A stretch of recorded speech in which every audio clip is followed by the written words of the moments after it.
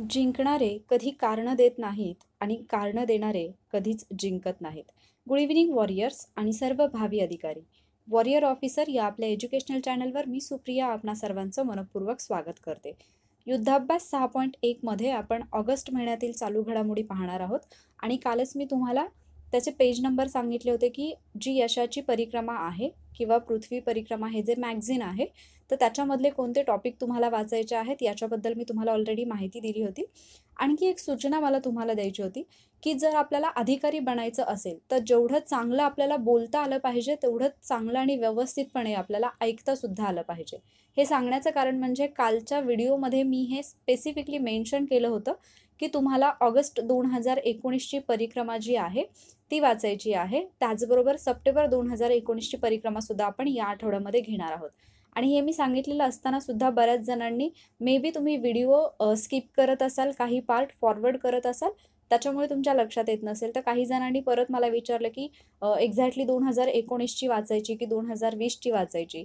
त्यानंतर मी आणखी एक गोष्ट सांगितली होती की आपला जो टेलिग्रामचा चॅनल आहे किंवा ग्रुप आहे त्याच्यावरती ऑलरेडी सगळ्या महिन्याच्या परिक्रमा ज्या आहेत म्हणजे ॲटलिस्ट ऑगस्ट सप्टेंबर तर तुम्हाला मिळालीच असती, तर त्या ऑलरेडी पाठवलेल्या आहेत.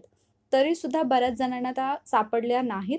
तर मी सर्च केलं तर मला पहिल्या सर्चला लगेच त्या परिक्रमा मिळाल्या. त्यामुळे मी लगेच परत एकदा त्या फॉरवर्ड केलेल्या आहेत. पण मला असं वाटतं की तुम्ही थोडाफार प्रयत्न करायला पाहिजे आणि नाहीच झालं शक्य तर मग परत तुम्ही हेल्प मागू शकता. पण ॲटलिस्ट एवढं तरी तुम्ही ट्राय करूच शकता. तर जर तुम्हाला असं वाटत असेल की तुम्ही चालू घडामोडींचा अभ्यास खूप चांगल्या पद्धतीने केलेला आहे, अगदी एक्झाम क्वालिफाय होण्याएवढा तुमचा अभ्यास झालेला आहे, तर आजचे जे प्रश्न आहेत त्यांची उत्तरं तुम्ही नक्कीच द्यायला पाहिजेत. आजच्या लेक्चरमध्ये एकूण 10 प्रश्न आहेत. तर जे काही पेज नंबर 5 पासून 28 पर्यंतचे जे पेजेस आहेत त्याच्यामधले प्रश्न आजच्या लेक्चरमध्ये असतील आणि ऑगस्ट महिन्याच्या चालू घडामोडी आज आपण पाहणार आहोत. पहिला प्रश्न जो आहे तो तुम्हाला तुमच्या स्क्रीनवरती दिसतोय. तर हा एका व्यक्तिविशेषबद्दलचा प्रश्न आहे आणि अर्थात तुम्हाला माहिती असेल की ज्या व्यक्तींचं निधन होतं किंवा एखाद्या व्यक्तीला पुरस्कार मिळतो किंवा काही कारणाने एखादी व्यक्ती जर चर्चेमध्ये असेल तर त्याच्यावरती आयोग आपल्याला प्रश्न विचारत असतो. प्रश्न असा आहे, मोहन रानडे यांच्याबाबत अयोग्य विधान ओळखा. पहिलं विधान आहे, 25 जून 2019 रोजी वयाच्या 90व्या वर्षी त्यांचं निधन झालं. दुसरं विधान आहे, पोर्तुगीजांच्या विरोधात बंड पुकारल्यामुळे त्यांना 26 वर्षाचा कारावास भोगावा लागला. तिसरं विधान आहे, त्यांनी गोमंतक मराठी शिक्षण परिषद सुरू केली. आणि चौथं विधान आहे, त्यांचे आत्मचरित्र सतीचे वान गोवा मुक्तीसंग्रामाच्या अनुभवांवर आधारित आहे. तर याच्यापैकी अयोग्य विधान कोणतं आहे ते लाईव्ह चॅटमध्ये मेन्शन करा. तुमचे 10 सेकंद सुरू होत आहेत आत्ता.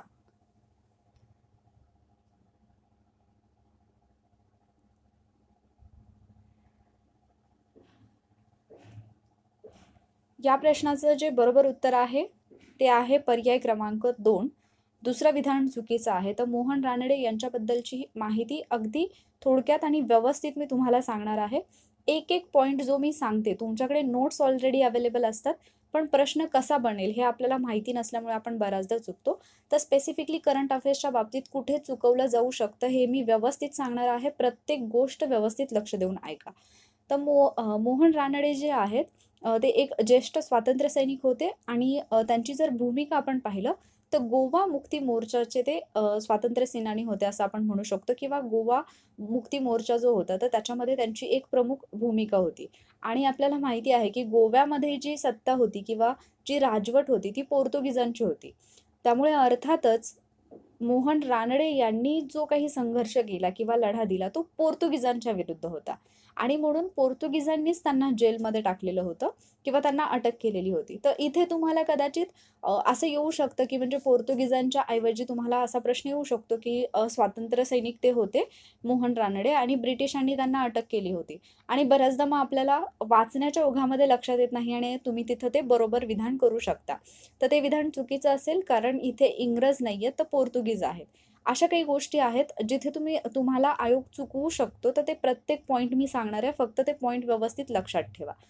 जर आपण त्यांचा विचार मोहन रानडे या व्यक्तीचा जर विचार केला तर त्यांचं निधन जे आहे ते 25 जून 2019ला झालं 90व्या वर्षी आणि बऱ्याचदा वर्ष पण विचारलं जातं की कितव्या वर्षी त्यांचं निधन झालं. तर हे एक लक्षात ठेवा. त्यानंतर आणखी एक गोष्ट त्यांच्या बाबतीत लक्षात ठेवायची म्हणजे त्यांनी पोर्तुगीजांच्या विरोधात सशस्त्र बंड उभारलेलं होतं आणि म्हणूनच त्यांना 1955 अटक झाली होती आणि 1960 55ला अटक झाली आणि 1960 पोर्तुगालमधील लिस्बन या ठिकाणी त्यांना ठेवण्यात आलं होतं. तर हे जे तुरुंगाचं नाव आहे ते पण लक्षात ठेवा. लिस्बन येथील तुरुंगात त्यांची रवानगी करण्यात आली होती आणि त्यांना 26 वर्षांची शिक्षा सुनावण्यात आली. आता तुम्ही म्हणाल प्रश्नामध्ये तर 26 वर्ष दिलेलं आहे, तरी पण ते विधान का चुकीचं आहे? तर जस्ट वेट, मी तुम्हाला एक्सप्लेन करते ते विधान का चुकीचं आहे. त्यांना 26 वर्षांची शिक्षा झाली. मात्र नंतर केंद्र सरकारने काय केलं? भारताच्या केंद्र सरकारने पोर्तुगीजांच्या ताब्यातून गोवा जो आहे तो मुक्त केला डिसेंबर 1961ला. हे आपल्याला माहिती आहे. पण त्यानंतर सुद्धा मोहन रानडे हे जेलमध्येच होते, कारण त्यांना 26 वर्षांची शिक्षा झालेली होती. आणि मग मोहन रानडे यांच्या सुटकेसाठी त्यावेळचे जे जनसंघाचे नेते होते अटल बिहारी वाजपेयीजी, तर यांनी संसदेमध्ये आवाज उठवला होता की त्यांच्या सुटकेसाठी सरकारने प्रयत्न करायला पाहिजेत. त्याचबरोबर जे संगीतकार सुधीर फडके आहेत, तर त्यांच्या अध्यक्षतेखाली एक समिती सुद्धा स्थापन करण्यात आली होती, जिचं नाव होतं मोहन रानडे विमोचन समिती. आणि या समितीने सुद्धा प्रयत्न केले होते कशासाठी? तर मोहन रानडे यांची सुटका व्हावी म्हणून. आणि त्याचबरोबर तामिळनाडूचे मुख्यमंत्री CN अण्णादुराई यांनी सुद्धा व्हॅटिकन सिटीत जाऊन हे जे होते पोप पॉल होते यांची भेट घेतलेली होती आणि सुटकेची मागणी केली होती. तर मोहन रानडे यांच्या सुटकेसाठी प्रयत्न करणारे व्यक्ती सुद्धा लक्षात ठेवा. त्याच्यामध्ये अटल बिहारी वाजपेयीजी हे एक महत्त्वाचं नाव आहे. त्यानंतर CN अण्णादुराई हे एक महत्त्वाचं नाव आहे आणि सुधीर फडके हे एक महत्त्वाचं नाव आहे. मात्र अण्णादुराई यांनी ज्या पोप पॉलची भेट घेतली, तर त्यांच्या हस्तक्षेपानंतर 1969लाच त्यांची सुटका झाली, रानडे यांची सुटका झाली. म्हणजे प्रत्यक्षात त्यांनी कारावास किती वर्षांचा भोगला? तर 14 वर्षांचा भोगलेला आहे. म्हणजे जरी शिक्षा त्यांना 26 वर्षांची झाली, तरी 14 वर्षांची शिक्षा त्यांनी भोगलेली आहे. तर या दोन वेगळ्या गोष्टी आहेत. शिक्षा त्यांना 26 वर्षांची झाली आणि 14 वर्षांची त्यांनी भोगली. तर इथे तुम्हाला कन्फ्युजन होऊ शकतं. म्हणजे असा प्रश्न आयोग तुम्हाला थोडासा फिरवून टाकू शकतो. ज्यावेळेला ते तुरुंगातून सुटले, त्यावेळेला त्यांनी गोमंतक मराठी शिक्षण परिषद सुरू केली आणि सामाजिक कार्याला त्यांनी सुरुवात केली, किंवा थोडाफार त्यांचा जो काही आपण असं म्हणू शकतो की सामाजिक कार्यामध्ये त्यांचा काही वाटा त्यांनी उचललेला आहे. त्यांचं जे आत्मचरित्र आहे त्याचं नाव आहे सतीचे वाण, हे लक्षात ठेवा आत्मचरित्र. आणि त्याचबरोबर त्यांचं एक पुस्तक पण आहे, स्ट्रगल अनफिनिश्ड. हे पुस्तक सुद्धा महत्त्वाचं आहे. त्यांच्या सामाजिक योगदानाबद्दल गोवा सरकारने त्यांना गोवा पुरस्कार दिलेला आहे. तर केंद्र सरकारने त्यांना पद्मश्री पुरस्कार दिलेला आहे 2001ला. आता जेव्हा प्रश्न येईल तेव्हा कदाचित इतर 3 विधानं बरोबर असतील. 4थ्या विधानामध्ये पद्मश्री ऐवजी पद्मभूषण दिलं जाईल किंवा पद्मविभूषण दिलं जाईल. इयर बरोबर देतील. आपण जनरली पाठांतर करताना कशावरती लक्ष देतो? तर वर्ष जे असतात, म्हणजे 2001ला पुरस्कार मिळाला हे लक्षात ठेवण्याकडे तुमचा जास्त कल असतो. पण पद्मश्री हे तुम्ही विसरून जाता, किंवा वाचण्याच्या ओघामध्ये पद्मभूषण जरी दिलं असेल तरी सुद्धा ते बरोबर वाटू शकतं. तर इथे एक तुमचा प्रश्न चुकला जाऊ शकतो. ओके, तर मोहन रानडे बद्दलची ऑलमोस्ट सगळी माहिती आपण पाहिलेली आहे. आपण पुढच्या प्रश्नाकडे जाऊयात. पुढचा प्रश्न आहे, अजून एक व्यक्ती ज्यांचं निधन झालं 2019ला. पहिलं विधान आहे, शीला दीक्षित यांनी 1998 ते 2013 दरम्यान सलग 3 वेळा दिल्लीचे मुख्यमंत्रीपद भूषविले. आणि दुसरं विधान आहे, 2013मध्ये त्या केरळच्या राज्यपाल बनल्या. अयोग्य, ब योग्य, अ आणि ब योग्य की यापैकी नाही? तुमचं उत्तर लाईव्ह चॅटमध्ये द्या. एकूण 10 सेकंद तुमच्याकडे आहेत.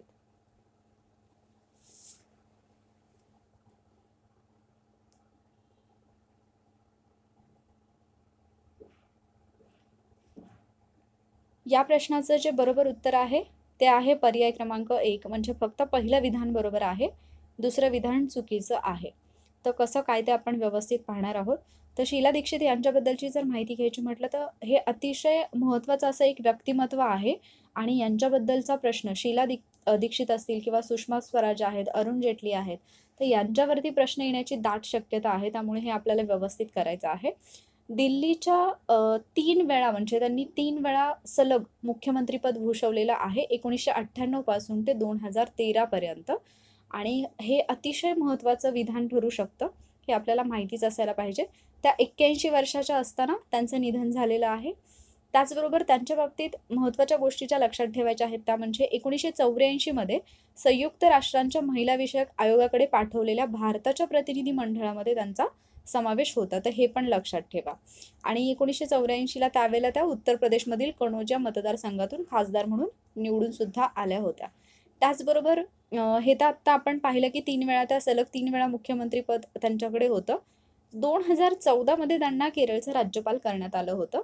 कारण त्यांनी सलग 3 वेळा मुख्यमंत्रीपद भूषवल्यानंतर जी आम आदमी पार्टी आहे, तर त्यांच्याकडून त्यांना पराभव स्वीकारावा लागला होता.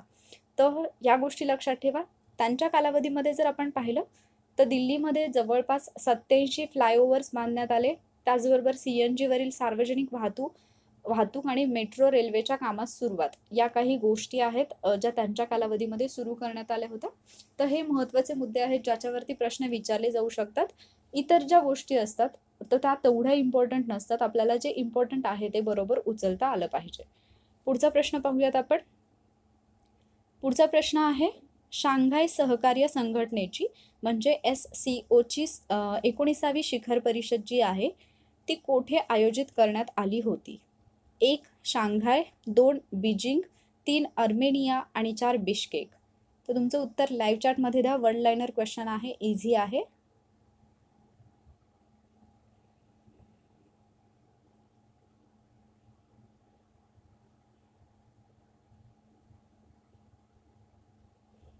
या प्रश्नाचं जे बरोबर उत्तर आहे ते आहे पर्याय क्रमांक 4 बिश्केक या ठिकाणी. तर बऱ्याचदा आपल्याला शांघाय सहकार्य संघटना म्हटलं की वाटू शकते की शांघाय याच ठिकाणी त्याची परिषद पार पडली असेल, तर नाही. शांघाय सहकार्य संघटनेची 19वी शिखर परिषद जी आहे ती बिश्केक या ठिकाणी पार पडली आणि बिश्केक हे ठिकाण जे आहे ते किर्गिस्तानची राजधानी आहे. तर ही जी परिषद आहे ती 13 आणि 14 जून 2019 रोजी किर्गिस्तानची राजधानी बिश्केक या ठिकाणी पार पडलेली आहे. आणि 19वी होती ही शिखर परिषद. तर नंबर सुद्धा लक्षात ठेवा. बऱ्याचदा काय होतं की आपला फोकस जो असतो तो बिश्केकवरती असतो आणि प्रश्न येताना असा येतो की शांघाय सहकार्य संघटनेची 18वी किंवा 20वी शिखर परिषद बिश्केक येथे आयोजित करण्यात आली आणि आपल्याला वाटतं की बिश्केक हे बरोबर आहे, पण परिषद कितवी आहे हे आपण घाईघाईमध्ये पाहत नाही आणि तिथे आपले प्रश्न चुकू शकतात. तर या परिषदेला भारताचे पंतप्रधान नरेंद्र मोदी हे उपस्थित होते, हे त्यामुळे महत्त्वाचं आहे. आणि त्याचबरोबर या परिषदेमध्ये पंतप्रधान मोदींनी जे चीनचे राष्ट्राध्यक्ष आहेत शी जिनपिंग यांच्यासोबत द्विपक्षीय चर्चा केली होती. त्यानंतर अफगाणिस्तानचे राष्ट्राध्यक्ष जे आहेत अशरफ घनी यांच्याबरोबर पण द्विपक्षीय चर्चा केली होती आणि रशियाचे राष्ट्राध्यक्ष व्लादिमीर पुतिन यांच्यासोबत सुद्धा द्विपक्षीय चर्चा केली होती. पण त्यावेळेला जे पाकिस्तानचे पंतप्रधान होते इम्रान खान यांच्यासोबत मात्र नरेंद्र मोदी यांनी कोणत्याही प्रकारची द्विपक्षीय चर्चा केली नव्हती किंवा ती टाळली होती आणि त्यामुळे परत ही जी परिषद होती तर आत्ता सध्याचं वातावरण पाहता हा मुद्दा जो आहे तो महत्त्वाचा ठरू शकतो. आपण पुढच्या प्रश्नाकडे जाऊयात. तत्पूर्वी आपण जी शांघाय सहकार्य संघटना आहे तिची स्थापना जी आहे ती 15 जून 2001ला झाली आणि मुख्यालय जे आहे ते बीजिंग या ठिकाणी आहे. बीजिंग हे चीनमधलं एक शहर आहे.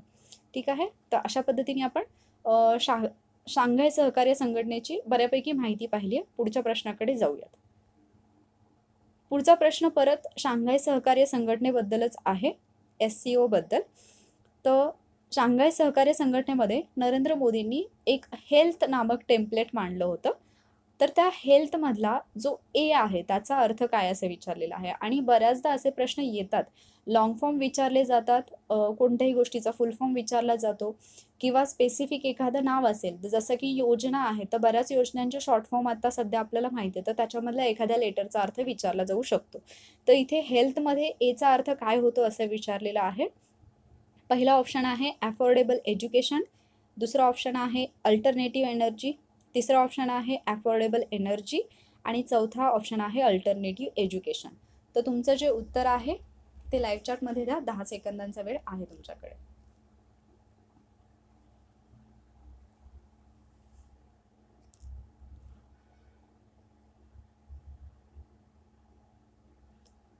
या प्रश्नाचं जे बरोबर उत्तर आहे ते आहे पर्याय क्रमांक 2 म्हणजे अल्टरनेटिव्ह एनर्जी हे आहे या प्रश्नाचं बरोबर उत्तर.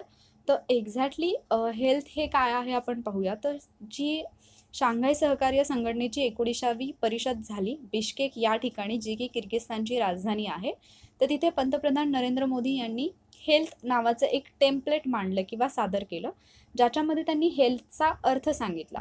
मग हेल्थमध्ये त्यांनी एच जो आहे, H stands for health care cooperation, तर हे लक्षात ठेवा, हेल्थ केअर कोऑपरेशन. ई जो आहे तो आहे इकॉनॉमिक कोऑपरेशनसाठी. ए आहे अल्टरनेटिव्ह एनर्जीसाठी. तर इथे कोणतंही विचारलं जाऊ शकतं, असं नाही की फक्त एच विचारलं जाईल. आणि जर आयोगाचे आत्तापर्यंतचे पेपर तुम्ही पाहिले तर तुमच्या लक्षात येईल की जे ऑप्शन असतात आयोगाने दिलेले ते अगदी जवळचे असतात. म्हणजे जरी आपल्याला माहिती असेल तरी सुद्धा बऱ्याचदा आपण ऑप्शन वाचल्यानंतर कन्फ्यूज होतो. अशा पद्धतीने त्या ऑप्शनची रचना असते, त्यामुळे ते आपल्याला व्यवस्थित माहिती पाहिजे. ए आहे अल्टरनेटिव्ह एनर्जीसाठी. त्यानंतर एल जे आहे ते आहे लिटरेचर आणि कल्चरसाठी. त्यानंतर येतं टी आहे टेररिझम फ्री सोसायटी. आणि एच जो आहे तो आहे ह्युमॅनिटेरियन कोऑपरेशनसाठी. ठीक आहे, पुढच्या प्रश्नाकडे जाऊयात आपण. पुढचा प्रश्न आहे, 2 विधानं आहेत. पहिलं विधान आहे भारत बांगलादेश मैत्री सेतू 1 या पुलाला फेनी सेतू असं सुद्धा म्हटलं जातं. आणि दुसरं विधान आहे केंद्रीय रस्ते वाहतूक आणि महामार्ग मंत्रालयाची national highways infrastructure development corporation limited ही कंपनी जी आहे ती या पुलाचं बांधकाम करत आहे, NHIDCL. पर्याय आहेत अयोग्य, ब योग्य, अ आणि ब योग्य की यापैकी नाही. तर या प्रश्नाचं उत्तर लाईव्ह चॅटमध्ये मेन्शन करा 10 सेकंदांच्या आत.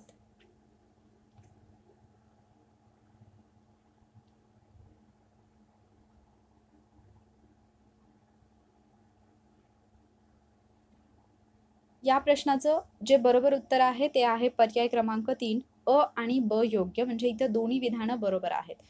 तर सगळ्यात पहिल्यांदा आपण हा जो भारत बांगलादेश मैत्री सेतू 1 आहे, हा जो पूल आहे त्याच्याबद्दल थोडी माहिती घेऊया. या पुलालाच मैत्री सेतू किंवा फेनी सेतू असं सुद्धा म्हटलं जातं. दोन्ही नावं आहेत हे लक्षात ठेवा. नदी जी आहे म्हणजे हा पूल जो बांधला जातोय तो एका नदीवरती बांधला जातोय आणि त्या नदीचं नाव आहे फेनी, त्याच्यामुळेच त्याला फेनी सेतू म्हटलं जातं. आणि भारत बांगलादेश मैत्रीशी रिलेटेड हा सेतू आहे म्हणून त्याला मैत्री सेतू असं सुद्धा म्हटलं जातं. तर या पुलाच्या बांधकामाला सुरुवात झाली होती 2017 मध्ये, पण एप्रिल 2020 पर्यंत या पुलाचं बांधकाम पूर्ण होईल असं अपेक्षित होतं. तर अपडेट मी पाहिलेली नाही की याच्यानंतरच्या परिक्रमामध्ये ते आलेलं आहे की नाही हे मी पाहिलेलं नाही, सॉरी. जून 2015 मध्ये भारताचे जे पंतप्रधान होते नरेंद्र मोदी यांनी बांगलादेशचे पंतप्रधान शेख हसीना या दोघांनी मिळून या पुलाच्या कामाची पायाभरणी केली होती. आणि जे मी आत्ता सांगितलं NHIDCL ही जी कंपनी आहे national highways infrastructure development corporation limited, तर ही कंपनी जी की केंद्रीय रस्ते वाहतूक आणि महामार्ग मंत्रालयाची आहे, तर ती या पुलाचं बांधकाम करत आहे. मग आता या सगळ्या गोष्टी ठीक आहेत, पण या पुलावरती प्रश्न काय येऊ शकतो, तर त्याचं रिझन हे आहे की बांगलादेशमध्ये हा जो पूल बांधला जातोय तर या प्रकल्पाला भारताचे उच्चायुक्त रीवा गांगुली दास यांनी जून 2019 मध्ये भेट दिली होती आणि त्यामुळे हा पूल जो होता तो चर्चेमध्ये होता. तर हे लक्षात ठेवा की यालाच फेनी सेतू असं पण म्हटलं जातं. कदाचित प्रश्न येताना मैत्री सेतू म्हणून येईल किंवा फेनी सेतू म्हणून येईल, तर कोणत्या जरी विचारलं, नाव कोणतंही असेल तरी माहिती आपल्याला बरोबर लक्षात ठेवायची आहे. पुढच्या प्रश्नाकडे आपण जाऊयात. पुढचा प्रश्न, आफ्रिकन युनियनबाबत अयोग्य विधान ओळखा. परत 2 विधानं आहेत. पहिलं विधान आहे स्थापना 9 जुलै 2002, तर मुख्यालय नियामी नायजर या ठिकाणी आहे. आणि दुसरं विधान आहे 2019च्या शिखर परिषदेसाठी भारताने नायजरला $15 दशलक्ष आर्थिक सहाय्य केले. पहिला पर्याय आहे अ आणि ब, दुसरा पर्याय आहे यापैकी नाही, तिसरा पर्याय आहे अ आणि चौथा पर्याय आहे ब. तुमचं उत्तर लाईव्ह चॅटमध्ये द्या.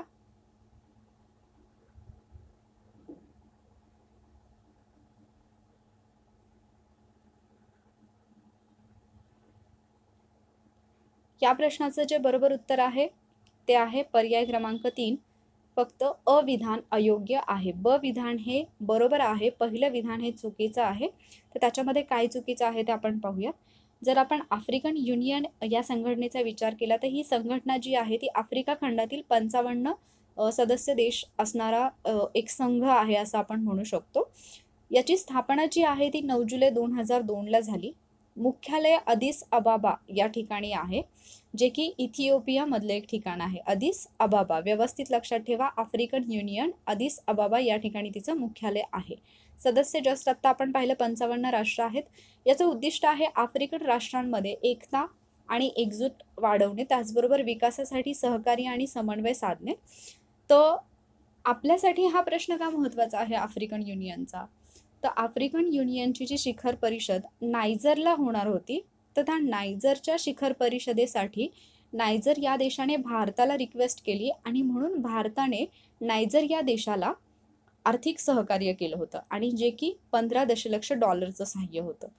तर अशा पद्धतीने काही गोष्टी असतात की जिथे म्हणजे जरी त्या डिरेक्टली भारताशी रिलेटेड नसल्या गोष्टी, किंवा आपण असं म्हणू शकतो की अगदीच आपण त्याचा हिस्सा आहोतच असं काही आवश्यक नाही, तरी सुद्धा असे प्रश्न येऊ शकतात. तर मग हा जो प्रश्न आहे तो त्याच अनुषंगाने आपल्याला येऊ शकतो. तर जी नायजर हा जो देश आहे, तर नायजरची जी राजधानी आहे नियामी, या ठिकाणी भारतीय दूतावास सुद्धा सुरू करण्यात आलेला आहे आणि तेव्हापासून भारत आणि नायजर या देशाचे संबंध जे आहेत ते विस्तारलेले आहेत आणि नायजरनी रिक्वेस्ट केली म्हणून भारताने 15 दशलक्ष डॉलरचा आर्थिक सहाय्य केलेलं आहे. कारण आफ्रिकन युनियनची शिखर परिषद जी होती 2019ची 7 ते 8 जुलै दरम्यान झालेली, ती नायजरमध्ये पार पडणार होती. ओके, पुढच्या प्रश्नाकडे जाऊयात आपण. पुढचा प्रश्न आहे आंतरराष्ट्रीय योग दिनाबद्दल. आंतरराष्ट्रीय योग दिन व संकल्पनेबाबत अयोग्य जोडी ओळखा. म्हणजे कोणत्या वर्षाची थीम काय होती याच्याबद्दलचा हा प्रश्न आहे. 2015 yoga for harmony and peace, 2016 connect the youth, 2017 yoga for health आणि 2018 क्लायमेट ॲक्शन. सर्व यापैकी नाही, ड आणि क. तुमचं उत्तर लाईव्ह चॅटमध्ये द्या. कोणती जोडी अयोग्य आहे ते तुम्हाला सांगायचं आहे.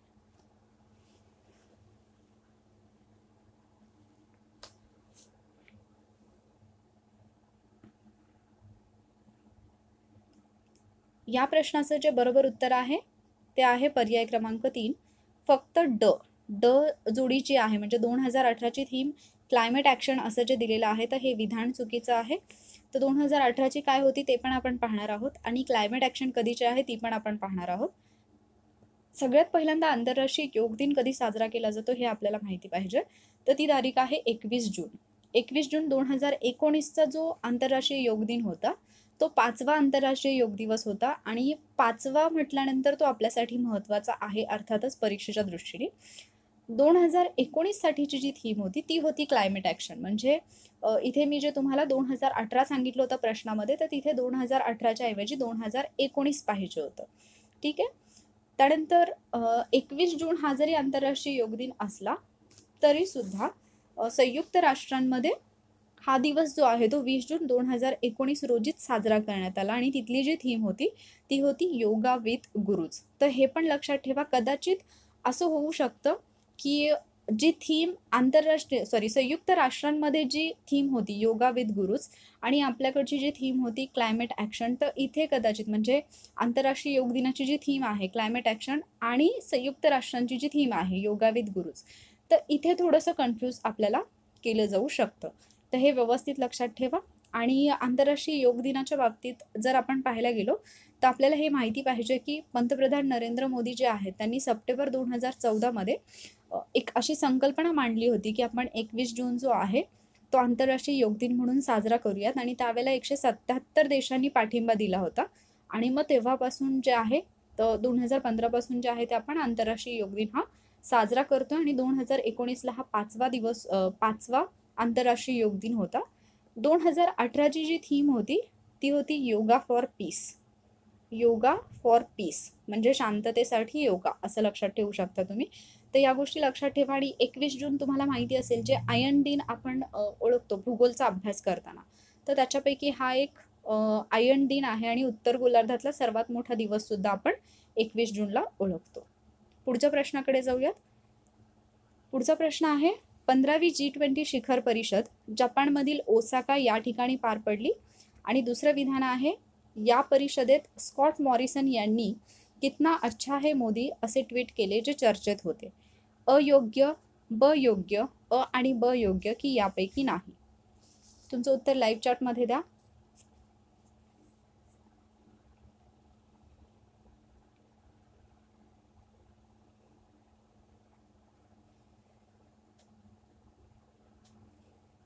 या प्रश्नाचं जे बरोबर उत्तर आहे ते आहे पर्याय क्रमांक 2, फक्त ब योग्य. पहिल्या विधानामध्ये जे दिलेलं आहे, जपानमधील ओसाका या ठिकाणी ही परिषद पार पडली, हे अगदी बरोबर आहे.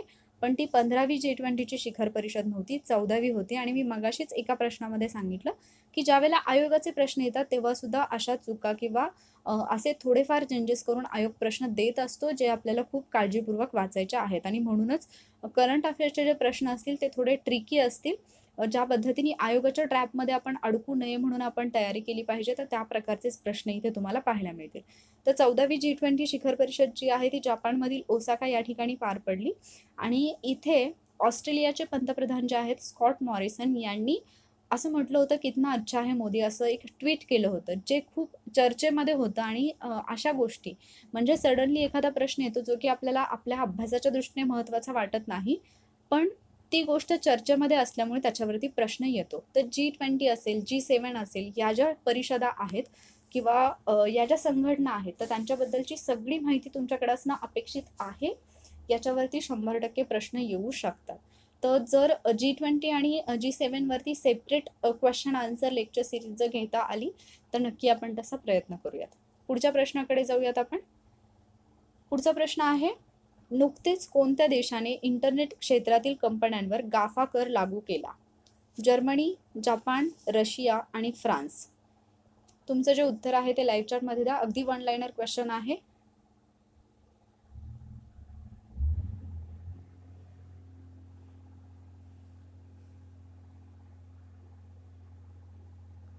या प्रश्नाचं जे बरोबर उत्तर आहे ते आहे पर्याय क्रमांक 4, म्हणजेच फ्रान्स. तर फ्रान्स हा जगातला पहिला देश ठरलेला आहे ज्याने इंटरनेट क्षेत्रातल्या कंपन्यांवरती अशा प्रकारचा कर लावलेला आहे. तर हा गाफा कर म्हणजे एक्झॅक्टली काय आहे, तर गाफाचा जो फुल फॉर्म आहे तर ते 4 कंपन्यांची नावं मिळून तयार झालेला फुल फॉर्म आहे. गाफामधला G आहे गुगलसाठी, A आहे ॲपलसाठी, F आहे फेसबुकसाठी आणि A आहे ॲमेझॉनसाठी. म्हणजे गुगल, ॲपल, फेसबुक आणि ॲमेझॉन या 4 बलाढ्य कंपन्यांच्या नावाचं संक्षिप्त रूप हे आहे. आणि हा कर लावण्याचा जो कायदा आहे तो फ्रान्समध्ये संमत झालेला आहे. तर आपण जे इंटरनेट वापरत असतो तर इंटरनेट वापरण्यावरती कसल्याही प्रकारचा कर आपल्याला भरावा लागत नाही. मात्र फ्रान्स हा जगातला पहिला देश ठरलेला आहे की ज्याने इंटरनेटच्या वापरावरती सुद्धा कर आकारण्याचा निर्णय घेतलेला आहे. तर ही एक म्हणजे महत्त्वाची न्यूज ठरू शकते आपल्या एक्झामच्या दृष्टीने, म्हणून हा प्रश्न इथे ॲड केलेला आहे. पुढचा प्रश्न पाहूयात आपण. 2 विधानं आहेत, परत एक महत्त्वाची बहुचर्चित व्यक्ती. पहिलं विधान आहे 63 वर्षीय क्रिस्टिना लेगार्ड ECBच्या प्रथम महिला अध्यक्ष ठरणार आहेत. ECB म्हणजे युरोपियन सेंट्रल बँक. आणि दुसरं विधान आहे IMFच्या MD होणाऱ्या त्या पहिल्या महिला होत्या. MD म्हणजे व्यवस्थापकीय संचालक आणि IMF तुम्हाला माहिती असेल इंटरनॅशनल मॉनिटरी फंड. अयोग्य, ब योग्य, अ आणि ब योग्य की यापैकी नाही?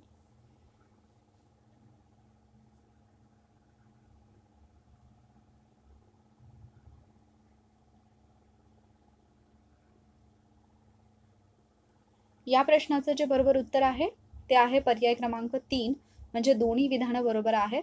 तर क्रिस्टिना लिगार्ड हे एक खूप महत्त्वाचं नाव आहे ज्याच्यावरती 100% क्वेश्चन बनू शकतो.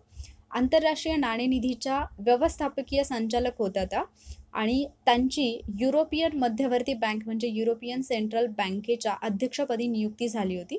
तर 31 ऑक्टोबर 2019ला जे पहिले अध्यक्ष होते मारिओ दाग्री यांची हे होणार होती, म्हणजे निवृत्ती होती. आणि त्याच्यानंतर मग क्रिस्टिना लेगार्ड ज्या आहेत तर त्यांची नियुक्ती होणार आहे. त्या 63 वर्षीय आहेत. कदाचित त्यांच्या इयरवरती त्यांच्या वयावरती एजवरती सुद्धा प्रश्न येऊ शकतो की किती त्यांचं एज आहे ते. त्याचबरोबर IMFच्या व्यवस्थापकीय संचालकपदी ठरणार, म्हणजे त्यांनी 2 वेळा तिथे जो त्यांचा कार्यकाल होता तर तो 2 वर्ष आधीच त्यांनी सोडला आणि इकडे त्या ECBला जॉईन होण्याचा निर्णय त्यांनी घेतला. तर ज्यावेळेला त्या IMFच्या व्यवस्थापकीय संचालक पदावरती नियुक्त झाल्या 2011ला, तर तिथे नियुक्ती होणाऱ्या सुद्धा त्या पहिल्या MD ठरल्या होत्या आणि आता ECB म्हणजे युरोपियन सेंट्रल बँकच्या अध्यक्षा होणाऱ्या सुद्धा त्या पहिल्या महिला ठरलेल्या आहेत. तर त्यामुळे दोन्ही ठिकाणी ही न्यूज जी आहे ती महत्त्वाची आहे. त्यांच्यावरती प्रश्न येऊ शकतो. जर आपण युरोपियन मध्यवर्ती बँकेबद्दल बोलायचं म्हटलं तर तिची स्थापना आहे 1 जून 1998 आणि मुख्यालय जे आहे ते ऑस्टेड जिल्हा आहे फ्रँकफर्ट या ठिकाणी जर्मनीमध्ये. तर हे पण अगदी छोटीशी अपडेट आहे, तर ती तुम्हाला लक्षात ठेवायची आहे. तर आजचे जे प्रश्न होते ते झालेले आहेत. तुमचा जो स्कोर आहे 10 पैकी जरी कमी आलेला असला तरी डझंट मॅटर, कारण इथे प्रश्न जे आहेत ते थोडे मी क्वालिटी लेवल क्वेश्चन्स घेण्याचा प्रयत्न करते. तसंही आजचे प्रश्न जास्त पण डिफिकल्ट नव्हते, पण करंट अफेअर्सचे प्रश्न असे असतात की बऱ्याचदा त्याच्यामध्ये एक्झॅक्टली काय चुकवलेलं आहे हे आपल्याला समजत नाही आणि त्यामुळे मी डिफिकल्टी लेवल जी आहे किंवा क्वेश्चनची क्वालिटी जी आहे ती मेंटेन करण्याचा प्रयत्न करेन आयोगाच्या क्वालिटीनुसार. तुमचा स्कोर जो आहे तो मेन्शन करा लाईव्ह चॅटमध्ये.